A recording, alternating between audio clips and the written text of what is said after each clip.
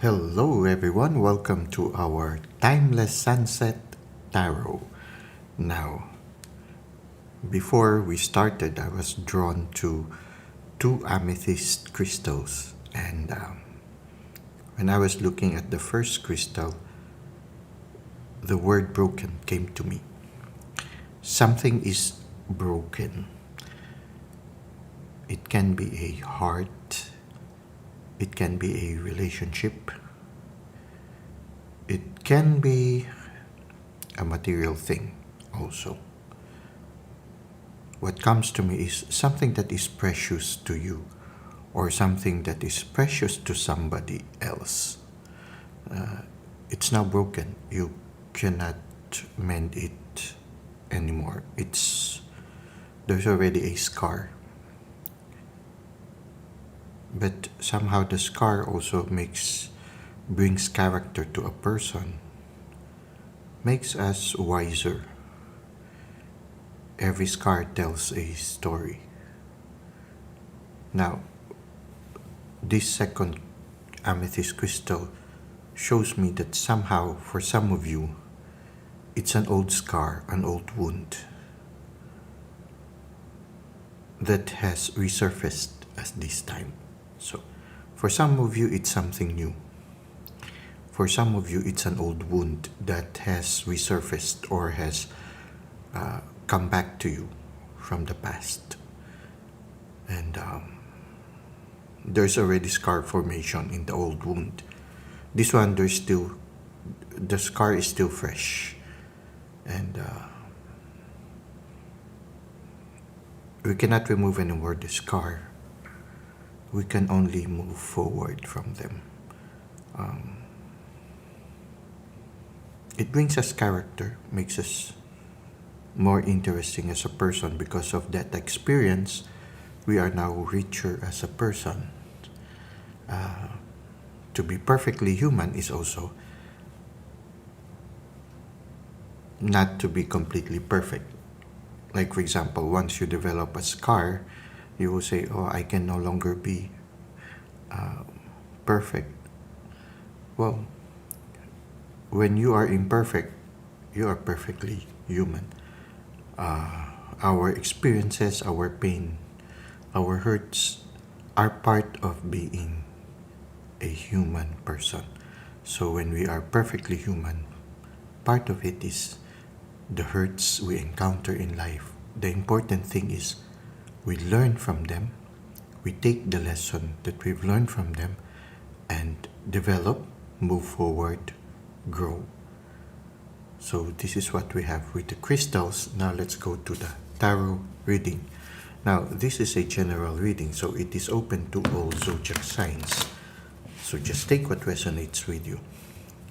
It is also timeless, so anytime you find yourself watching this video, there might be a message here for you. Now let's try to see what is the main energy at the end of the day. Okay, we have here the King of Pentacles. The King of Pentacles is somebody who's very busy. There are a lot of things that he is considering at this time. But he's able to keep his peace. He's able to still think and somehow able to continue with what he needs to accomplish. You see him amidst all this hustle and bustle, he is able to still smile. He's able to remain composed. Now, at this time, you try to see if it resonates with you, if you are very busy at this moment. Now, when we have a lot of things to do, sometimes we lose our patience, sometimes we become less careful, and there is a danger for us to be unkind. Okay, like for example, we can be less tactful as we used to be, or we sometimes say words that later we regret. Now, if we will try to relate it to what we saw in the amethyst, we need to be careful also. Even if we are busy, it should not be an excuse for us to say unkind words to others. Because once you've said it, you cannot retract it anymore. Once you've said something that is hurtful, you would have already caused some pain, and you cannot change it anymore. It's already done. So we need to be careful, especially when you are busy, to still have that spirit of the King of Pentacles, who, in spite of the busy schedule he has, he remains peaceful, he remains at ease, and somehow also he thinks first before he acts. He thinks first before he says everything. You see him, he's very quiet and composed. He's holding the scepter, but when you look at him holding the scepter, he's holding the scepter in a gentle way.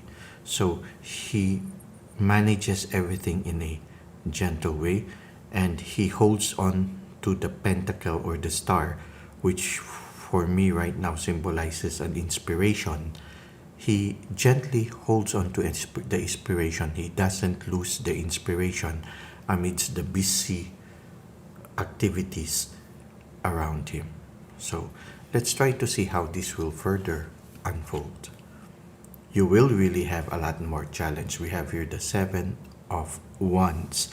But if you will continue to, detach yourself every once in a while from your activity. When you look at the King of Pentacles, even if he's seated and he is surrounded by a lot of activity, he is still able to detach himself by closing his eyes. So, spending more time in meditation, spending more time being quiet, even if you are in the midst of a busy environment, you will be able to maintain a good idea of what is happening. You can still remain objective. The Seven of Wands shows a person who is above all these activities. He continues to face all those wands that are challenging him right now, but he is on the higher ground. And when you are on the higher ground, you are able to see things more clearly. So, in spite of facing all those challenges, he remains objective and he gets to see the big picture. I think what is important right now, and which I feel is being suggested by the cards, is even if you are very busy, we need to take time to place ourselves on the higher ground, or maybe detach ourselves from the situation every once in a while, so that we do not lose the big picture. We continue to see the big picture, because I feel right now, with all these activities, it's important for us to maintain that idea of the whole thing, not to lose sight of the goal because of the activities that we have, but to continue to remain objective and to continue to remain on fire. While being on fire, like that of the Seven of Wands, we also need to have that calm and composure of the King of Pentacles. So let's try to see what is the advice of the universe for us. For some of you, you will have to leave behind certain things. If you will try to relate it to the amethysts, maybe the past hurts, especially the second one. These relationships that has hurt you in the past, maybe the broken relationships, for some of you, there might be a need for you to leave it completely behind. But as you leave it behind, you see here, you need to put things in order. So it means you can somehow close a relationship, but at the same time remain in good relationship with others. You know how it is when you change the relationship. If, for example, it was a romantic relationship before, you continue to be kind and civil towards the person, but you have good boundaries also, saying that it's already over. It's time for me to move on. So in a certain sense, for some of you, you will need to let go of certain things. Especially if you are very active right now, very busy, there might be a need for you also to let go of certain things that are no longer helpful to you. You might need to declutter your responsibilities. You might need to entrust some things to others, leave behind some things which you feel is no longer helpful to you in your present situation, to allow you to have more space and to be able to maintain peace and calmness much more easily. So for some of you, there will be a need for you to move away from certain things. Now, with the broken relationships, maybe these are some of the things that you might need to consider, but you need to try to relate it to your present life situation. How does the broken relationship relate to your present situation? And do you really need to walk away from that? Or maybe you need to walk away from something in order to heal what was broken. For example, if your heart was broken, you need to take yourself away from a situation that will continue to hurt your heart and will prevent you from healing. Sometimes you need to take yourself away in order for healing to begin. So for some of you, you might really need to travel to another place if travel will be helpful for you to heal. So if, for example, especially here with the Seven of Wands, where the person is really struggling with a lot of people, the chances of getting hurt is higher. Maybe you need to walk away from such a situation and look for a better situation where there will be lesser struggles or lesser conflicts.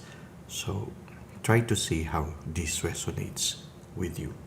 Let us now go to the insights at twilight. For our insights at twilight, the message comes from Nikki Giovanni, and the message is: mistakes are a fact of life.